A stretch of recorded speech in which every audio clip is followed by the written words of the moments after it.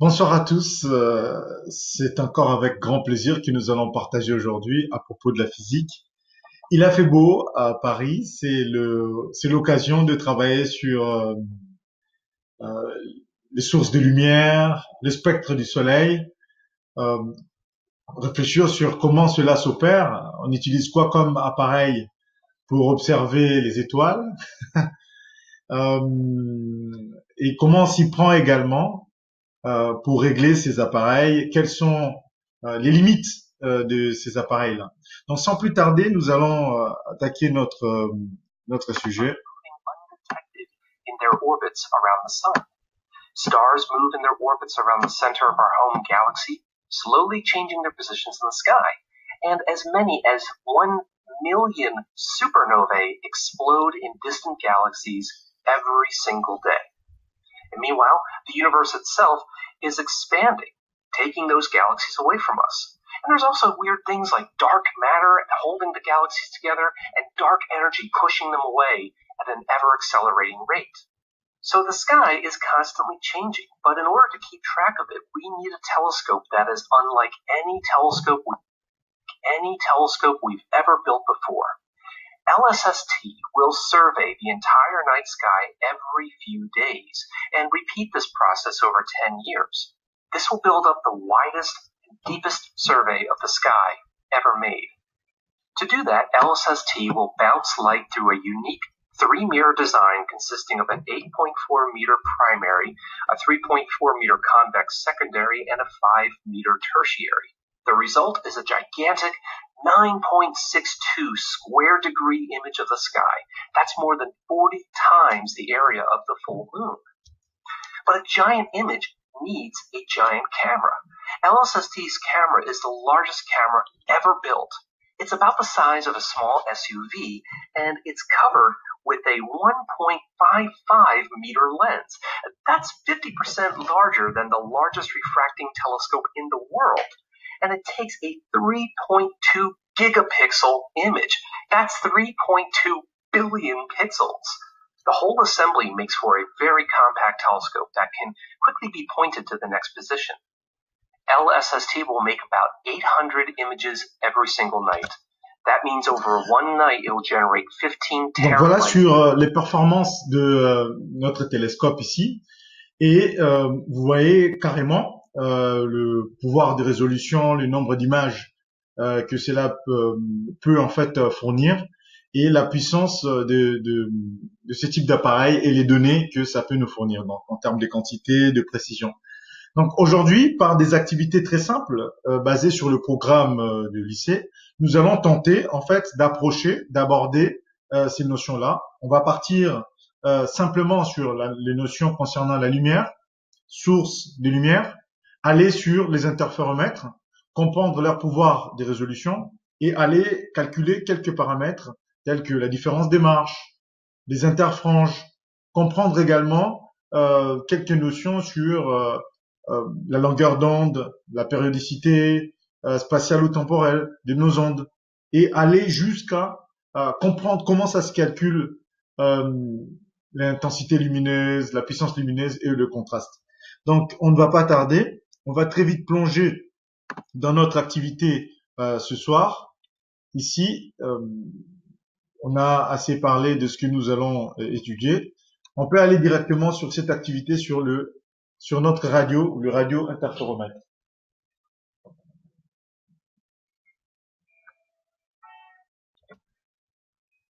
Donc, sur le radio interféromètre, on peut simplement ici, à ce niveau-là. Donc ici, on va s'intéresser à l'interféromètre du plateau de Bure. Donc le réseau de radiotélescopes du plateau de Bure que nous pouvons observer ici. Donc on nous explique rapidement dans cet article son altitude, on nous donne quelques paramètres, l'organisation ici qui s'en occupe, et quelques données. Et si nous lisons là, on peut lire par exemple un extrait. Ceci permet l'observation d'émissions ayant une longueur d'onde de 1,3 mm, c'est-à-dire une onde ayant une fréquence de 230 GHz. Partons déjà de ces données-là. pour pouvoir comprendre et définir ce qu'on appelle onde. Donc, c'est quoi une onde? Donc, à cette question de l'onde, on peut comprendre ici déjà que une onde, c'est simplement un phénomène de propagation d'une perturbation dans un milieu sans transport de matière, mais avec transport d'énergie. Et on verra après, plus tard, comment on définit ces milieux. On parle des milieux homogènes, transparents, isotropes. On verra, on pourra parler de ça. Mais une notion très utile et très importante ici à comprendre, c'est la notion de double périodicité. La périodicité temporelle et la périodicité spatiale. Une onde est périodique, une fonction périodique, ça veut dire que si je prends la quantité, je vais ajouter ici k fois ou n fois la période temporelle, j'obtiens la même fonction. Donc, et cette périodicité permet de voir que non, le niveau de l'onde à ce niveau-là, donc f par exemple de x0, f d'un instant, t1, plus f de t1 plus grand t, je retombe à chaque fois sur le même niveau, ou la même amplitude. Donc, ayant cela, je peux mesurer donc la période temporelle entre deux maximums, ou je peux prendre par exemple entre deux maximums, ou je peux mesurer entre trois maximums, donc d'ici à ici, et diviser par le nombre de maximums, donc d'ici à ici c'est 1, de là à là, c'est 2.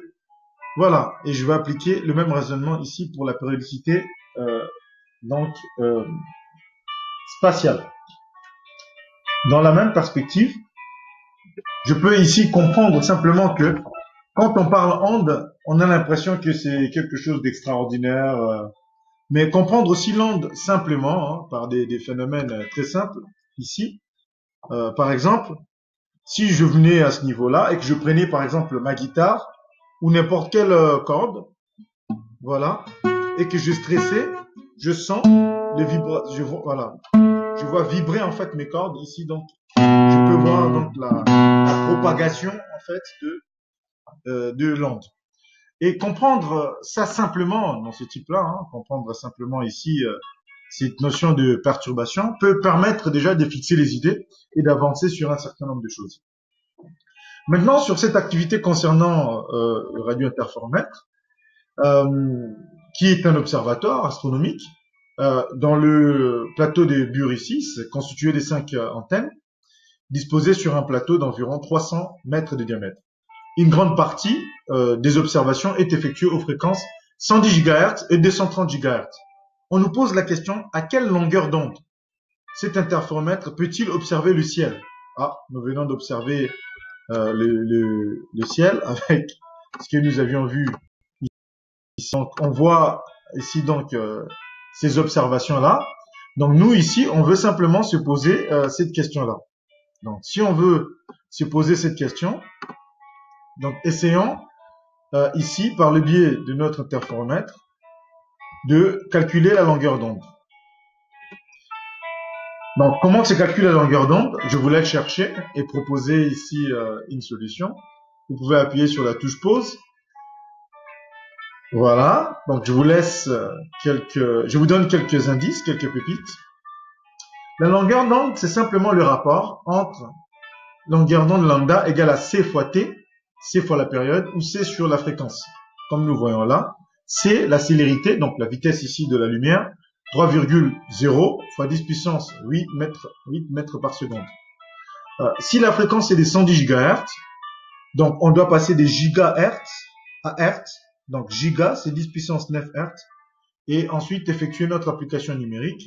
Donc 3,0 fois 10 puissance 8 sur 110 fois 10 puissance 9. Et on trouve 2,7 fois 10 puissance moins 3 mètres. 10 puissance moins 3 mètres, c'est les millimètres. C'est à partir de là que je conclue. Je vais mener le même raisonnement cette fois-ci pour 230 GHz. Je vous laisse chercher. Voilà, pour 230 GHz, ce qu'on va trouver. Maintenant, comprendre ces notions d'interférométrie. C'est quoi? Qu'est-ce qu'on appelle en fait interféromètre? Voilà un exemple. Vous voyez, c'est gigantesque, c'est assez complexe à comprendre. Mais bon, ne vous inquiétez pas, comme vous avez vu dans la vidéo, il y a pas mal d'objets optiques, des miroirs, des lentilles, des miroirs, des lentilles, des choses qui ressemblent à des lentilles. mais aussi des molettes. Voilà. Donc, n'est pas paniqué, savoir simplement que ça peut se régler ici. Donc, on peut schématiser cela. Ici, c'est schématisé comme vous voyez là. On reconnaît le laser qui tape sur une lame. Nous allons voir en détail ce que ça peut bien être. Donc, pour cela, je vous donne ici, je vous propose le modèle de l'interféromètre de Michelson que vous allez rencontrer en bac plus 2, par exemple, quand vous allez faire vos études. Vous verrez ici que cet interféromètre est constitué de deux miroirs, ici, d'une lame séparatrice. Donc, la source va émettre une onde. L'onde en question, donc l'onde plane incidente, va frapper sur la lame séparatrice, va fournir ici, donc, l'onde qu'on appelle l'onde numéro 1 et ici l'onde numéro 2, qui vont taper sur le miroir et revenir ici au niveau de l'observation. Et on observe une zone d'interférence. Donc, l'interférence va prendre sens dans cette activité. On verra que la diffraction, c'est un goulot d'étranglement, c'est-à-dire une limite des instruments d'optique, en l'occurrence l'interféromètre. Alors, dans quelle mesure? Souvenez-vous, quand on a travaillé sur la diffraction, il s'agissait simplement que les rayons issus du laser traversent des objets de petite taille. Ces rayons-là, la longueur d'onde, c'était de 650 nanomètres. En l'occurrence, des objets qui étaient là, c'était de 10 micromètres, 100 micromètres, etc. Et on observait cette figure-là, voilà, avec une tache centrale. Voilà, avec une tache centrale et des petites taches de part et d'autre. Donc, le phénomène de diffraction se manifeste lorsque l'onde rencontre un obstacle dont la taille caractéristique est de l'ordre de grandeur de sa longueur d'onde. Voilà. Et comment schématiser ce phénomène? On peut schématiser ça comme suit. La lumière issue du laser, light amplification by stimulated emission radiation. Et ici, donc, vous avez la largeur, et ici, vous avez donc la fente. Ici, l'objet traverse, et nous avons ici les tâches, telles que nous pouvons le voir. Donc, le calcul, on peut faire ces calculs-là. Vous reconnaissez un triangle rectangle ici. Vous pourriez prendre l'angle là ou là, hein, c'est identique. Appliquer le théorème de Pythagore, ou, enfin, plutôt ici, tangente θ, qui est égal à opposé sur adjacent, vous aurez L qui est là, donc L sur 2 divisé par grand 2. Donc, tangente de θ, θ étant très petit, est environ égal à θ, et vous aurez donc θ environ égal à L sur D sur grand 2.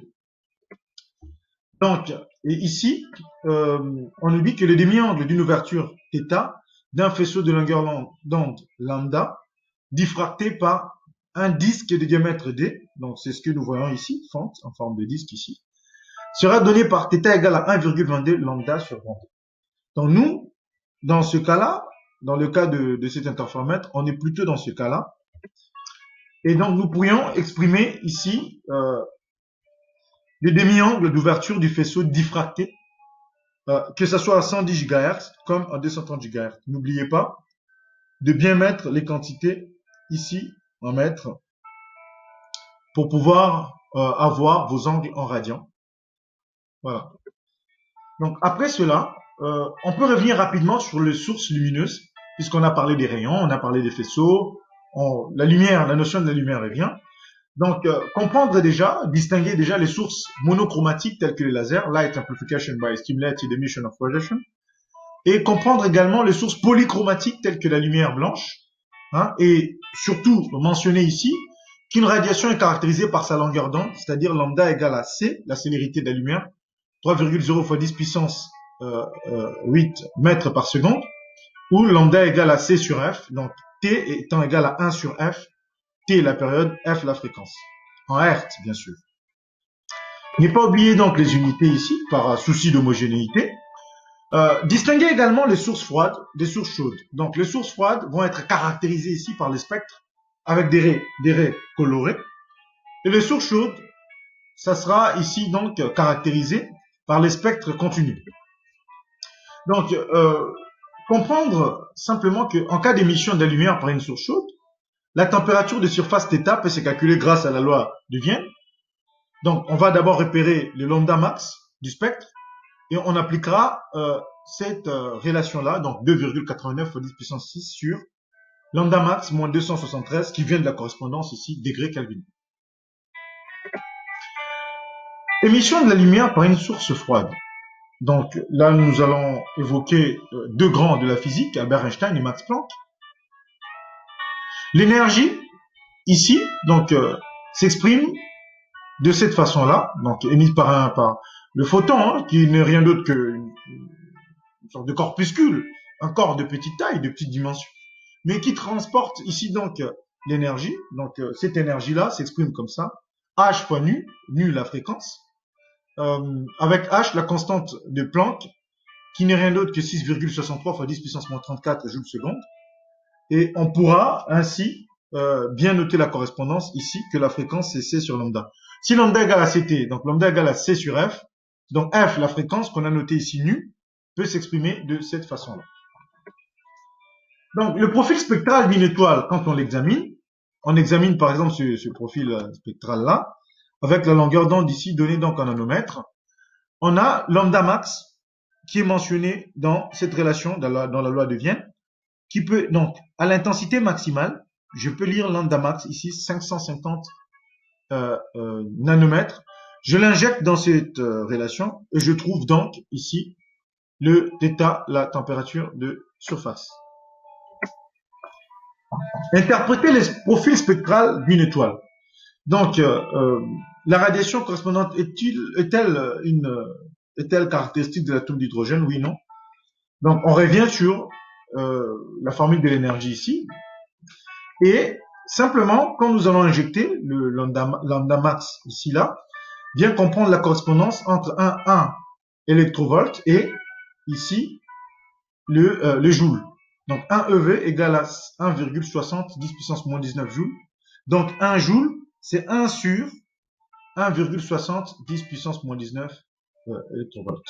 Donc ayant cela, nous pouvons conclure ici l'appartenance. Donc exploiter ici les spectres ou les diagrammes plutôt énergétiques. Ici, comprendre que simplement pour calculer les transitions, par exemple, si je passe du niveau fondamental n égale 1 au niveau n égale 4, un état excité, je ferai simplement la différence et je trouve la différence en électronvolts. Et En, dans ce cas-là, on voit que E1 c'est moins 13,6. Pour trouver E2, ça sera moins 13,6 sur, je suis au niveau 2, 2 au carré. Ici, ça sera 3 au carré, 4 au carré, etc. Jusqu'à ce que mort s'en suive. Maintenant, on a travaillé sur l'hydrogène, qui compose majoritairement les spectres du Soleil. Faisons un petit coucou à ces spectres, à ce beau Soleil qui est apparu aujourd'hui. On était quand même content, très ravis de ce beau temps. C'est quand même une surprise. In this period of the year, dans cette période de l'année. Donc la lumière émise par les soleils présente un spectre continu.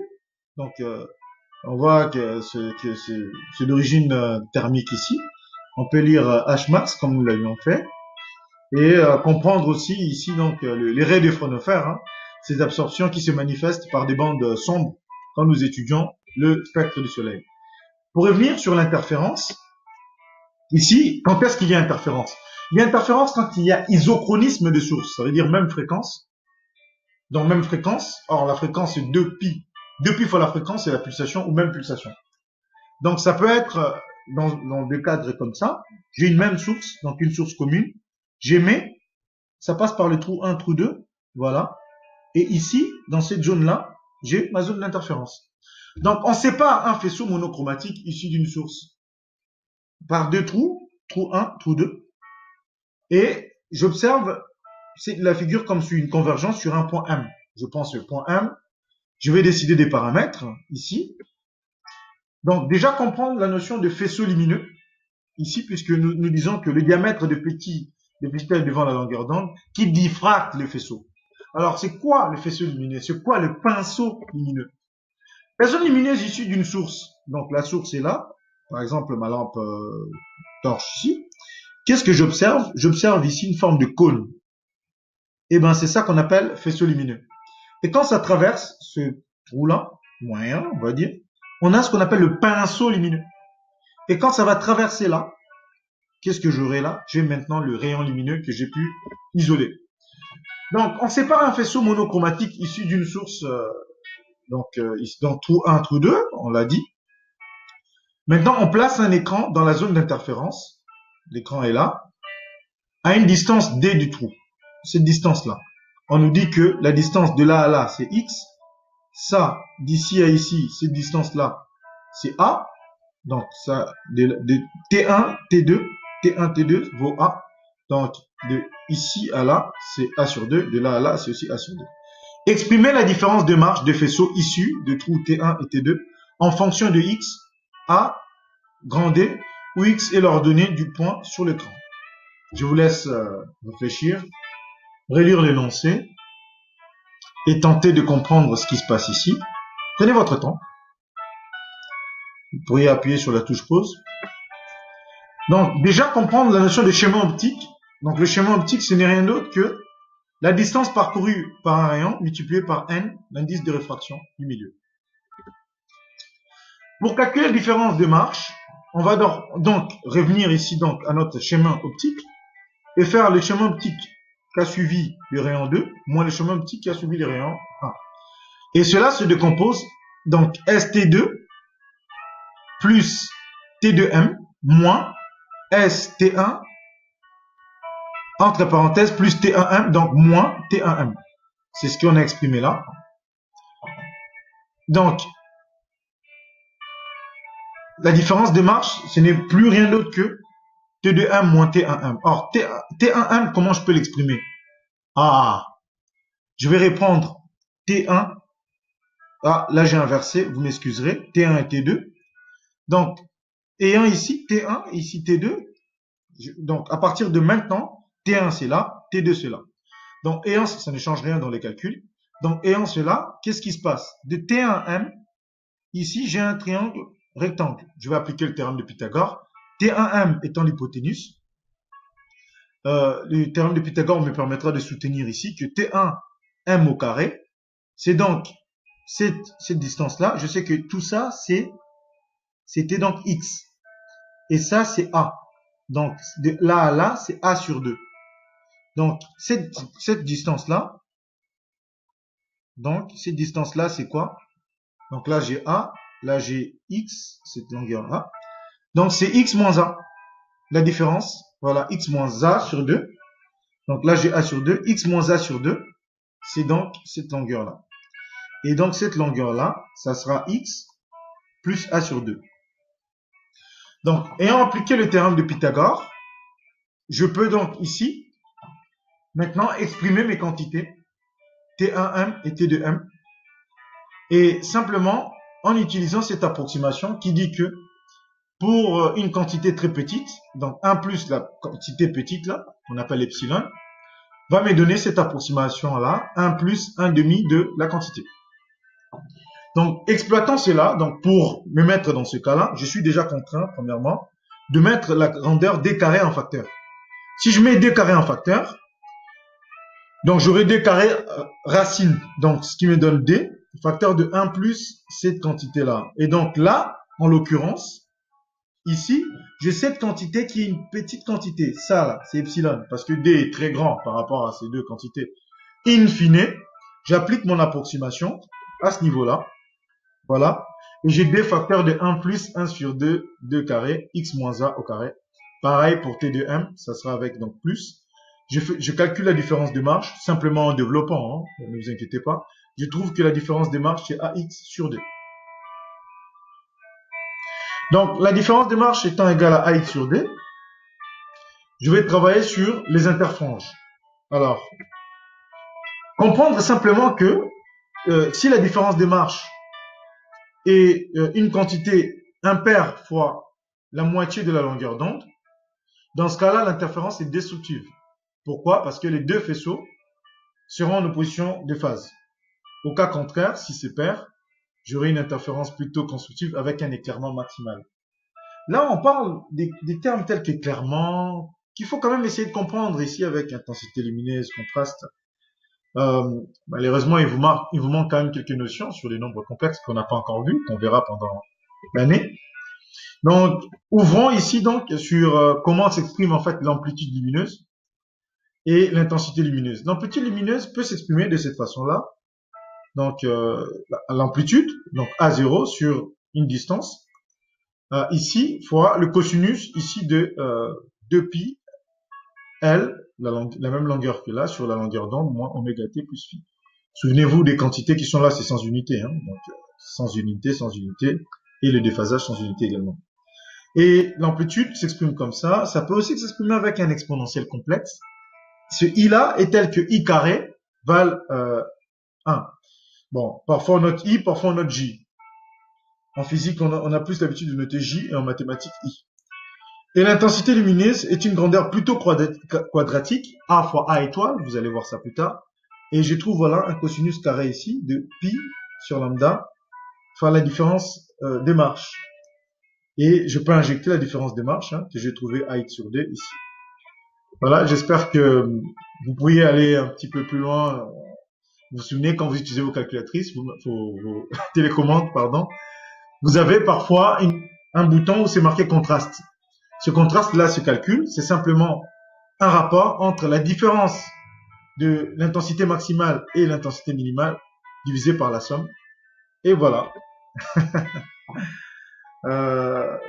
Excellente journée. J'espère que cette séance vous a plu et que vous avez pu découvrir un certain nombre de choses. Voilà. Voilà. Merci. Bonne journée.